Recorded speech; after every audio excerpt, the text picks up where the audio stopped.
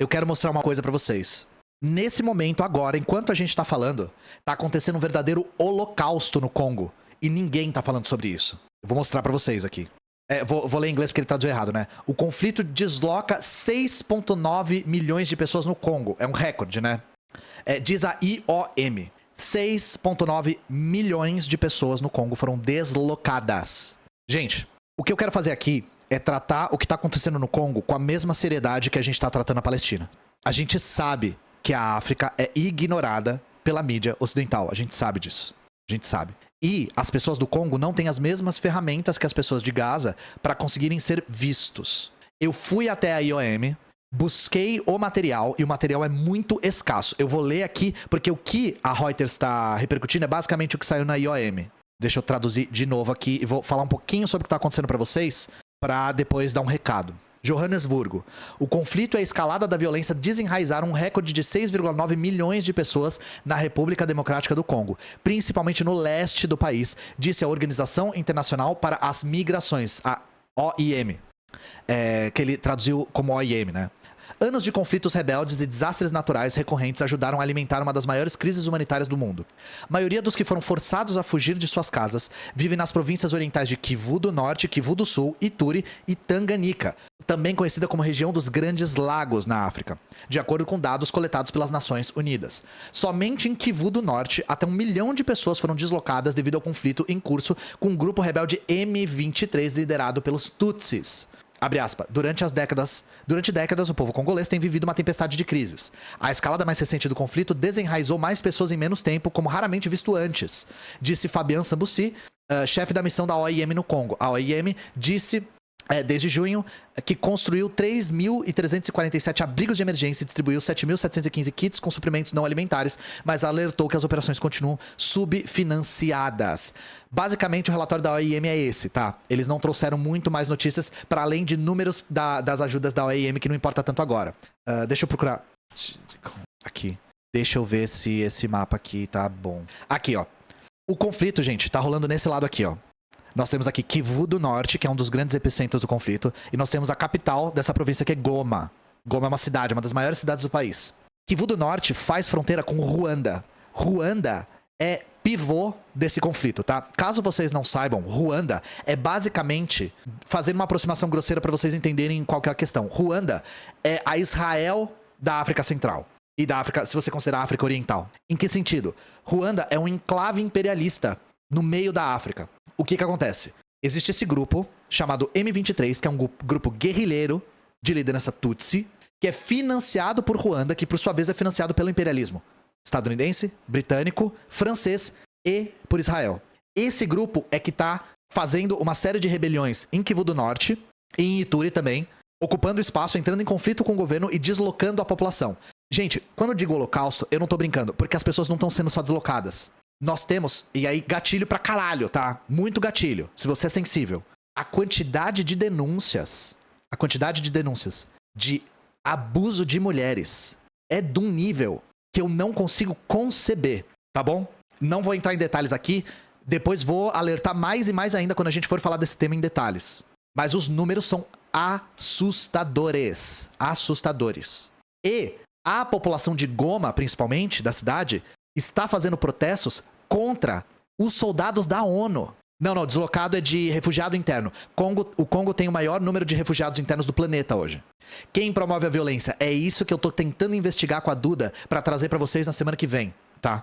Na semana que vem a gente vai investigar isso, porque não dá... Por que a gente pausou? Porque não dá pra entender o que tá acontecendo sem entender a história de Ruanda. E a gente tinha que estudar a história de Ruanda e ia ficar muito difícil. Então a gente vai falar sobre, mas a gente precisa estudar mais. E porque eu fiz um ensaio jogando luz na questão palestina através da história, eu vou pausar todos os meus ensaios e fazer um ensaio sobre o Congo. Porque eu quero tratar o que está acontecendo no Congo agora com a mesma seriedade do que está acontecendo na Palestina. É territorial? Não, é por recursos minerais. Eles estão disputando reservas de coltan, que é um mineral muito importante para a alta tecnologia que tem na região. É a mesma coisa que gera conflito no sul do Congo, que é cobre e cobalto. Então é disputa pelo acesso a esses recursos minerais. E pelo trabalho escravo empregado nessas minas de coltan. Então, nós vamos falar sobre o Congo belga e sobre o assassinato do Patrice Lumumba. Todos os ensaios estão suspensos e eu vou falar disso porque isso é urgente. Urgente. O que está acontecendo na Palestina é trágico e o que está acontecendo no Congo também. E eu não vou tratar os dois com diferença. Os dois são trágicos, os dois precisam ser entendidos e os dois precisam ser falados, tá? Eu espero ter dado pelo menos um ligeiro panorama. Se eu cometi algum erro, perdão, eu corrijo na próxima live, porque eu e a Duda, a gente passou a tarde inteira abrindo artigo atrás de artigo pra tentar entender a questão. E, gente, qual que é o grande problema? As fontes são basicamente o Conselho de Segurança da ONU e a Anistia Internacional, que às vezes são muito bons para trazer informações duras. Quantos foram deslocados, quantos morreram, quantos estão em abrigo, quantos fizeram protesto, mas nunca fazem uma análise envolvendo o imperialismo. Qual é o interesse do M23? Por que Ruanda financiou? Por que Ruanda ainda continua sendo um bastião do imperialismo na região? Isso tudo é o que eu quero descobrir. Por que assim que o Congo começou... Por que assim que o Congo elegeu um presidente de social-democrata, a oposição de Ruanda começou muito forte? Eu quero entender isso, porque o Congo hoje tem um presidente social-democrata. E Ruanda tem um presidente fascista que tá lá há 20 anos, 23 anos já, certo? Então, eu queria jogar luz nessa questão aqui, pra vocês pelo menos ficarem alertas. Existe país soberano na África? Deixa eu perguntar, existe país soberano no sul global? Que não seja socialista? E mesmo os socialistas são cercados? Difícil, né? O Brasil é soberano? Eu julgo que não. País soberano dá pra contar nos dedos. A Austrália não é do sul global, Nova Zelândia também não. Falando sul global, não. Gente, não sul geográfico. O Brasil é soberano pra burguesia? Acho que não, hein? Nossa burguesia é muito entreguista. Lembra de não se sobrecarregar? Ai, cara, é que eu me sinto pressionado pra falar sobre essas coisas, porque eu tenho um alcance, eu tenho responsabilidade com o que eu falo. Isso aqui me revoltou muito. O quão pouco tá se falando sobre isso aqui me deixou um pouco de cara, assim. Beleza? Ai, deixa eu ver aqui. Palestina. Então, falamos muito da Palestina já. Perdão. Falamos muito da Palestina já. Tem outros produtores de conteúdo que estão se dedicando mais a esse tema. Eu recomendo a Juventude Sanaúde e o Thiago Ávila, principalmente. Estão falando sobre isso com uma frequência muito alta. Recomendo vocês seguirem ambos em todas as redes, se possível. E eu falei sobre isso no Dessa Letra Show também de maneira bastante superficial, mas introdutória. Eu só queria levantar um tema aqui que o Humberto mencionou quando eu tava no podcast com ele e que corrobora com uma coisa que a gente tava observando. Vamos lá, Poder 360. Posts pró-Palestina são mais populares no TikTok, diz Axios. O que o Humberto disse?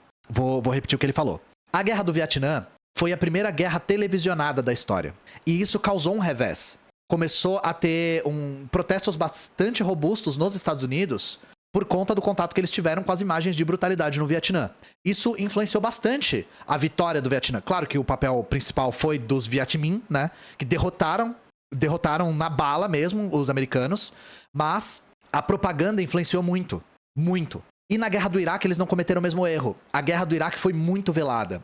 Ela teve as imagens muito direcionadas, tanto que na Guerra do Iraque a oposição pública foi bem menor.